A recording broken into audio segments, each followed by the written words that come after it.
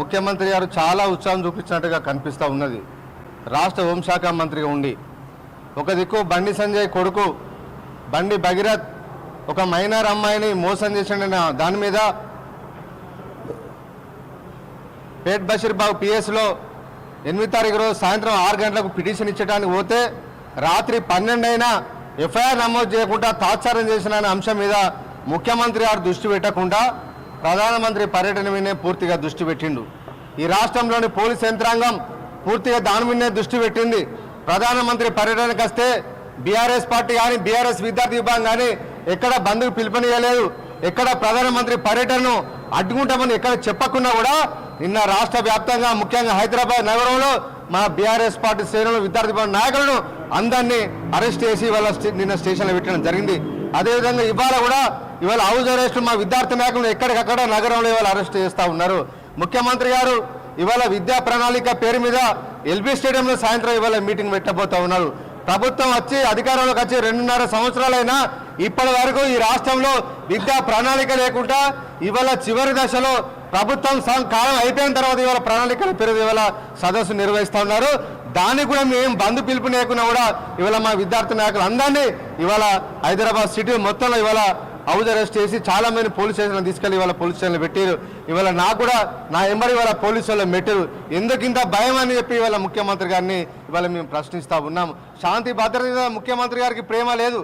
Minor అమ్మాయిని ఒక కేంద్ర హోంశాఖ మంత్రి కుమారుడు ఇవాళ ఇబ్బంది పెట్టిన దాని మీద వాళ్ళు పిటిషన్ ఇచ్చినా కూడా ఇప్పటి వరకు కూడా అతను అరెస్ట్ చేయకపోవడం దానికి అంతరం ఏంటంటే ఈ రాష్ట్రంలో కాంగ్రెస్ బీజేపీ రెండు కలిసిపోతున్నాయంటానికి ఈ యొక్క నిర్లక్ష్యమే వారిని అరెస్ట్ చేయకుండా ఉండడాన్ని ఇవాళ ఒకటే కలిసిపోతున్నటానికి ఇదే నిదర్శనంగా ఇవాళ మేము భావిస్తూ ఉన్నాం. ప్రధానమంత్రి గారు నిన్న మేము డిమాండ్ చేసినాం బీఆర్ఎస్పీకి వెళ్ళి ఇవాళ ఒక మైనర్ అమ్మాయిని మోసం చేసిన బండి సంజయ్ ఆ అమ్మాయిని కుటుంబ సభ్యులను బెదిరించడం కాబట్టి అతన్ని మంత్రి పదవి నుంచి బర్తరఫ్ చేయాలని చెప్పి నిన్న అదే డిమాండ్తో నిన్న మేము డీజీపీ ఆఫీస్ కాడ ధర్నా ఇస్తే ఏ భారతీయ జనతా పార్టీ నాయకుడు కానీ ప్రధానమంత్రి వారు కూడా ఎవరి అంశాన్ని ఇవాళ స్పందించలేదు. ఒక మైనర్ అమ్మాయి జీవితానికి విలువ లేదన్నట్టుగా ఇవాళ భారతీయ జనతా పార్టీ నాయకులు ఇవాళ వివరించడానికి ఇవాళ మేము తీవ్రంగా ఖండిస్తూ ఉన్నాం. ఇవాళ ఎవరు తప్పు చేసినా సొంత పార్టీ నాయకులు తప్పు చేసినా శిక్షించాల్సిన భారతీయ జనతా పార్టీ నాయకులు ఇవాళ మౌనంగా ఉండడాన్ని ఇవాళ అలాంటి ఉదాంతాలు మీరు ప్రోత్సహిస్తున్నారు అని చెప్పి ఇవాళ భారతీయ జనతా పార్టీని మేము ప్రశ్నిస్తా ఉన్నాం.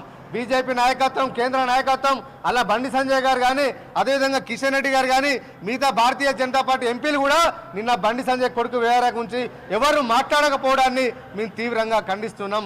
అదే ప్రధానమంత్రి గారు బండి సంజయ్ గారిని పక్కబండి కూర్చుండబెట్టుకొని తను వెనకేసినట్టుగా మాట్లాడిన తప్ప బండి సంజయ్ కొడుకు చేసిన ఘనకార్యం గురించి మాత్రం ప్రధానమంత్రి గారు ఒక మాట కూడా మాట్లాడకపోవడాన్ని బండి సంజయ్ గారిని మందలించకపోవడాన్ని మేము తీవ్రంగా ఖండిస్తూ ఉన్నాం.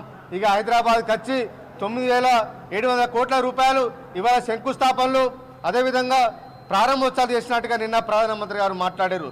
బీజేపీ సమావేశంలో మాట్లాడుతూ ఎవరు ప్రయాణాలు ఇవ్వద్దు, వర్చువల్ అనే మీటింగ్లో పాల్గొనాలి, ఎక్కడ తిరగద్దు, ఒక కారులో మీరు 4 తిరగాలి, 4 కార్లు వేసుకొని పోదు, ఒకటే కార్లో తిరగాలి, బంగారం కొనద్దు, పొదుపు పాటించాలి, ఇంధనాన్ని పొదుపు పాటించాలని చెప్పి ఇవాళ పొదుపు మాటలు చెప్పిన ప్రధానమంత్రి గారు మరి హైదరాబాద్ రాకముందు నీకు అది గుర్తు రాలేదా మోడీ గారు అని చెప్పి ఇవాళ మేము ప్రశ్నిస్తూ ఉన్నాం.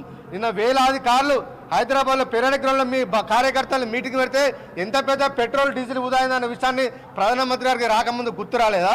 ఇవాళ హైదరాబాద్లో వేలాది మంది పోలీసులు రాష్ట్ర ప్రభుత్వ ఖర్చులతోని ఇక్కడ బందోబస్తును ఏర్పాటు చేస్తే అది ప్రధానమంత్రి గారికి అది ముందుగా గుర్తు రాలేదా? అదేవిధంగా ఢిల్లీకి వెళ్ళి స్పెషల్ ఫ్లైట్ తీసుకొని వచ్చి ఇక్కడ బేగంపేట ఎయిర్పోర్ట్లో దిగిన ప్రధానమంత్రి గారికి ఇంధనం వేస్ట్ చేయొద్దనే ఆలోచన నిన్న ప్రధానమంత్రి గారికి గుర్తు రాలేదా?